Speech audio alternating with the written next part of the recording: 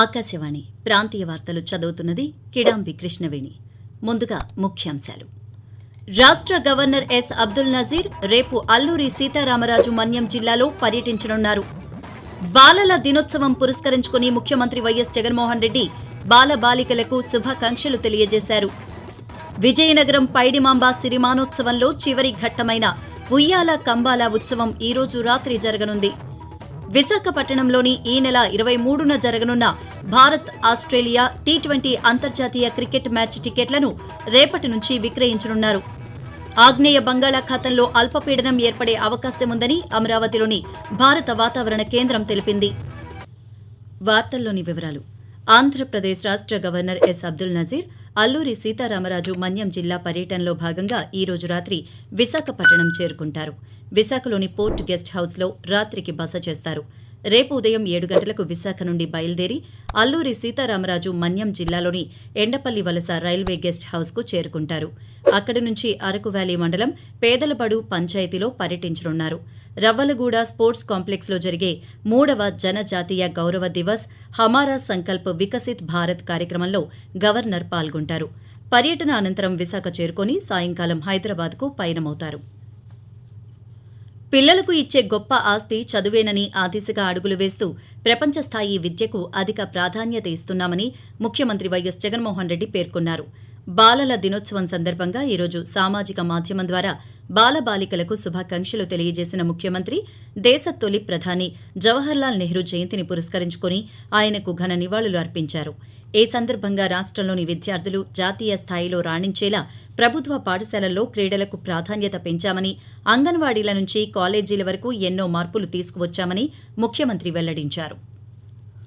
విశాఖపట్నంలో ఈ నెల 23న జరగనున్న ఇండియా ఆస్ట్రేలియా టీ20 అంతర్జాతీయ క్రికెట్ మ్యాచ్ కోసం రేపు ఎల్లుండి ఉదయం 11 గంటల నుంచి పేటీఎం లింక్ ద్వారా ఆన్లైన్లో టికెట్లు విక్రయించనున్నట్లు ఆంధ్ర క్రికెట్ అసోసియేషన్ వెల్లడించింది. అదేవిధంగా 17, 18 తేదీల్లో ఉదయం 10 గంటల నుంచి విశాఖపట్నంలోని doctor YSR ACA VDCA cricket స్టేడియంలోని B ground, Indira Priyadarshini municipal stadium, Rajiv Gandhi indoor స్టేడియంలో ప్రత్యేకంగా ఏర్పాటు చేసిన కౌంటర్ల ద్వారా ఆఫ్లైన్లో టికెట్లు విక్రయిస్తున్నట్లు తెలిపింది. 600, 1500, 2000, 3000, 3500, 6000 రూపాయల టికెట్లు అందుబాటులో ఉంటాయని పేర్కొంది. ఆగ్నేయ బంగాళాఖాతంలో అల్పపీడనం ఏర్పడే అవకాశముందని అమరావతిలోని భారత వాతావరణ కేంద్రం తెలిపింది. ఇది పశ్చిమ వాయువ్య దిశగా కదులుతూ నవంబర్ 16వ తేదీ నాటికి దక్షిణ బంగాళాఖాతంలో వాయుగుండంగా మారే అవకాశముందని వెల్లడించింది. రాష్ట్రంలో రానున్న 24 గంటల్లో తేలికపాటి నుంచి మోస్తరు వర్షాలు లేదా ఉరుములతో కూడిన జల్లులు కొన్ని చోట్ల కురిసే అవకాశముందని తెలిపింది. విజయనగరం పైడిమాంబ సిరిమానోత్సవంలో చివరి ఘట్టమైన ఉయ్యాల కంబాల ఉత్సవం ఈ రోజు జరగనుంది. ఇందుకు సంబంధించి దేవస్థానం అధికారులు పూర్తి ఏర్పాట్లు చేశారు. ఉయ్యాల కంబాల ఉత్సవం రాత్రి 8 గంటలకు చదురుగుడిలో ప్రారంభం కానుంది. ఈ ఘట్టాన్ని చూసేందుకు అధిక సంఖ్యలో భక్తులు పాల్గొంటారు. నేషనల్ అసెస్మెంట్ మరియు అక్రిడేటెడ్ కౌన్సిల్ గుర్తింపులో ఆంధ్ర విశ్వవిద్యాలయం A++ హోదా దక్కించుకుంది. అలాగే దేశంలోని అత్యధిక cumulative grade point average CGPA కింద 3.74 పాయింట్ల స్కోర్ చేసింది. ఇప్పటివరకు యూనివర్సిటీల కేటగిరీలో దేశంలో కేవలం 3 విశ్వవిద్యాలయాలు మాత్రమే 3.70కు చేరుకోగలిగాయని, వాటిని అధిగమించి ఆంధ్ర విశ్వవిద్యాలయం 3.74 స్కోర్ చేసిందని ఏయూ ఉపకులపతి ఆచార్య PVGD ప్రసాద్ రెడ్డి పాత్రికేయుల సమావేశంలో తెలిపారు. ఈ హోదా 2030 నవంబర్ 8 వరకు అమల్లో ఉంటుందని, దీని ద్వారా ఎన్నో ప్రయోజనాలు లభిస్తాయని ఆయన తెలిపారు. వన్డే ప్రపంచ కప్లో భారత్ న్యూజిలాండ్ జట్ల మధ్య రేపు జరగనున్న సెమీఫైనల్ క్రికెట్ మ్యాచ్ను తిలకించేందుకు రాష్ట్రంలోని 3 ప్రాంతాల్లో ఆంధ్ర క్రికెట్ అసోసియేషన్ ACA ఆధ్వర్యంలో భారీ స్క్రీన్లు ఏర్పాట్లు చేస్తుంది. రేపు మధ్యాహ్నం 1:30 నుంచి రాత్రి 11 గంటల వరకు మ్యాచ్ ప్రత్యక్ష ప్రసారాన్ని భారీ స్క్రీన్లపై ప్రదర్శించనున్నారు. విశాఖపట్నం ఆర్కే బీచ్లో కాళీమాత గుడి ఎదురుగా, విజయవాడలోని మున్సిపల్ స్టేడియం, కడపలోని ఆర్ట్స్ కాలేజీ మైదానంలో వీటిని ఏర్పాటు చేస్తామని ACA ప్రతినిధులు తెలిపారు. వన్డే ప్రపంచ కప్లో 9 వరుస విజయాలు సాధించిన భారత్ తొలి సెమీఫైనల్లో ముంబైలోని వాంఖడే స్టేడియంలో న్యూజిలాండ్తో తలపడనుంది. ఆకాశవాణి ప్రాంతీయ వార్తలు వింటున్నారు. బాలల దత్తతపై అవగాహన ప్రతి ఒక్కరికి ఉండాలని ప్రకాశం జిల్లా కలెక్టర్ ఏఎస్ దినేష్ కుమార్ అన్నారు. దత్తత వారోత్సవాలు పురస్కరించుకుని ఈరోజు ఒంగోలులో అవగాహన ర్యాలీని కలెక్టర్ ప్రారంభించారు.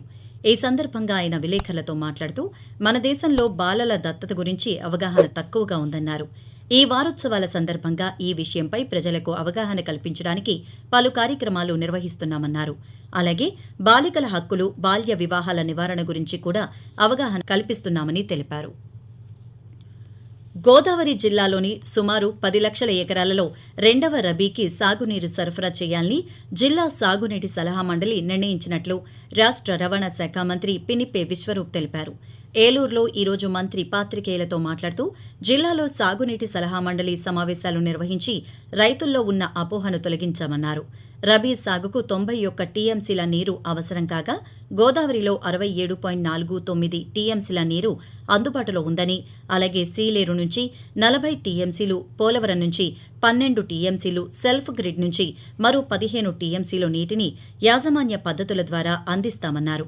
మెట్ట ప్రాంతాల్లో పప్పుధాన్యాలు, చిరుధాన్యాలు సాగు చేసేలా రైతులను ప్రోత్సహించి రైతులకి అవసరమైన విత్తనాలను ఆర్బీకేల ద్వారా అందించనున్నట్లు మంత్రి వెల్లడించారు.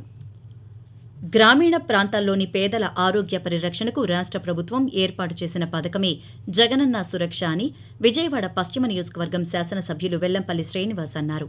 భవానీపురంలో ఏర్పాటు చేసిన జగనన్న ఆరోగ్య సురక్ష కార్యక్రమంలో ఆయన మాట్లాడుతూ గ్రామంలో ఏర్పాటు చేసిన జగనన్న ఆరోగ్య సురక్ష కార్యక్రమాన్ని ప్రతి ఒక్కరూ ఉపయోగించుకోవాలని సూచించారు. ఆరోగ్య సమస్యలు ఉన్నవారు ప్రత్యేక వైద్యుల చేత పరీక్షలు చేయించుకుని వారి సూచనల ప్రకారం మందులు వాడుతూ ఆరోగ్యంగా ఉండాలని తెలిపారు. రాష్ట్ర ప్రభుత్వం ఇచ్చిన హామీలు అమలు చేయడం ద్వారా ప్రజలకు సంక్షేమ పాలన అందుతుందని జలవనరుల శాఖ మంత్రి అంబటి రాంబాబు తెలిపారు. ఈ రోజు పశ్చిమ గోదావరి జిల్లాలోని పెనకనమెట్ట గ్రామంలో నూతనంగా నిర్మించిన గ్రామ సచివాలయ భవనం, రైతు భరోసా కేంద్రాన్ని, సీసీ మెయిన్ రోడ్డును హోంమంత్రి తానేటి వనితతో కలిసి ఆయన ప్రారంభించారు. అనంతరం జరిగిన సభలో మంత్రి అంబటి రాంబాబు మాట్లాడుతూ రాష్ట్రంలో ఇళ్లు లేని 30 లక్షల మంది నిరుపేదలకు సొంత ఇంటి కల సాకారం చేసే దిశగా ఇళ్ల నిర్మాణాలు చేపట్టామన్నారు. హోంమంత్రి తానేటి వనిత మాట్లాడుతూ అర్హత ఉన్న ప్రతి ఒక్కరికి సంక్షేమ పథకాలను అమలు చేయడమే లక్ష్యంగా ప్రభుత్వం పనిచేస్తోందన్నారు. రాష్ట్రంలో సహకార వ్యవస్థను మరింత పటిష్టం చేసి ప్రజలకు విస్తృతంగా సేవలు అందిస్తామని రాష్ట్ర వ్యవసాయ శాఖ మంత్రి కాకాణి గోవర్ధన్ రెడ్డి అన్నారు. ఈ రోజు నెల్లూరులో 70వ అఖిల భారత సహకార వారోత్సవాలను మంత్రి ప్రారంభించారు. అనంతరం మాట్లాడుతూ సహకార వ్యవస్థ ద్వారా రైతులకు వివిధ రకాల సేవలు అందిస్తున్నామన్నారు. కేంద్ర ప్రభుత్వం సహకార వ్యవస్థను బలోపేతం చేసేందుకు చర్యలు చేపట్టిందని, ఈ తోడ్పాటుతో సహకార వ్యవస్థను పటిష్టం చేస్తామని మంత్రి వెల్లడించారు. వినియోగదారుల రక్షణ చట్టాన్ని పకడ్బందీగా అమలు చేయాలని శ్రీ సత్యసాయి జిల్లా సంయుక్త కలెక్టర్ టీఎస్ చేతన్ అధికారులను ఆదేశించారు. పుట్టపర్తి కలెక్టరేట్లో ఈరోజు వినియోగదారుల రక్షణ చట్టం అమలుపై సమీక్షా సమావేశం నిర్వహించారు. అనంతరం ఆయన మాట్లాడుతూ వినియోగదారులకు ఉపయోగపడే విధంగా రూపొందించిన వినియోగదారుల రక్షణ చట్టంపై చైతన్యం కల్పించాల్సిన అవసరం ఉందన్నారు. అంతేకాక ఈ కొత్త చట్టం ద్వారా వినియోగదారుల వివాదాల పరిష్కార కమిషన్లను మరింత శక్తివంతంగా చేయడంతో పాటు వాటికి పరిష్కారం పొందే అవకాశం ఉంటుందన్నారు. ప్రతి వినియోగదారుడు తాను కొనుగోలు చేసే వస్తు సేవలకు చెందిన రసీదును తీసుకోవాలని, తద్వారా వస్తు సేవల పన్ను ప్రభుత్వానికి చేరుతుందన్నారు. విశాఖ రైల్వే స్టేషన్ పునరాభివృద్ది పనుల సమయంలో కార్యకలాపాలకు అంతరాయం లేకుండా తగిన జాగ్రత్తలు తీసుకోవాలని రైల్వే బోర్డు అదనపు సభ్యురాలు సీమా కుమార్ సంబంధిత అధికారులకు సూచించారు. విశాఖపట్నం రైల్వే స్టేషన్లో divisional railway manager Sourav Prasad, Gatishakti బృందం, ఐఆర్సీటీసీలు సీనియర్ల అధికారులతో సమావేశం నిర్వహించారు. ప్రాంతీయ వార్తలు ముగించే ముందు ముఖ్యాంశాలు మరోసారి. రాష్ట్ర గవర్నర్ ఎస్ అబ్దుల్ నజీర్ రేపు అల్లూరి సీతారామరాజు మన్యం జిల్లాలో పర్యటించనున్నారు. బాలల దినోత్సవాన్ని పురస్కరించుకుని ముఖ్యమంత్రి వైఎస్ జగన్మోహన్ రెడ్డి బాలబాలికలకు శుభాకాంక్షలు తెలియజేశారు. విజయనగరం పైడిమాంబ సిరిమానోత్సవంలో చివరి ఘట్టమైన ఉయ్యాల కంబాల ఉత్సవం ఈ రోజు రాత్రి జరగనుంది. విశాఖపట్నంలోని ఈ నెల 23న జరగనున్న భారత్ ఆస్ట్రేలియా టీ20 అంతర్జాతీయ క్రికెట్ మ్యాచ్ టికెట్లను రేపటి నుంచి విక్రయించనున్నారు. ఆగ్నేయ బంగాళాఖాతంలో అల్పపీడనం ఏర్పడే అవకాశం ఉందని అమరావతిలోని భారత వాతావరణ కేంద్రం తెలిపింది. ఆకాశవాణి ప్రాంతీయ వార్తలు ఇంతటితో సమాప్తం.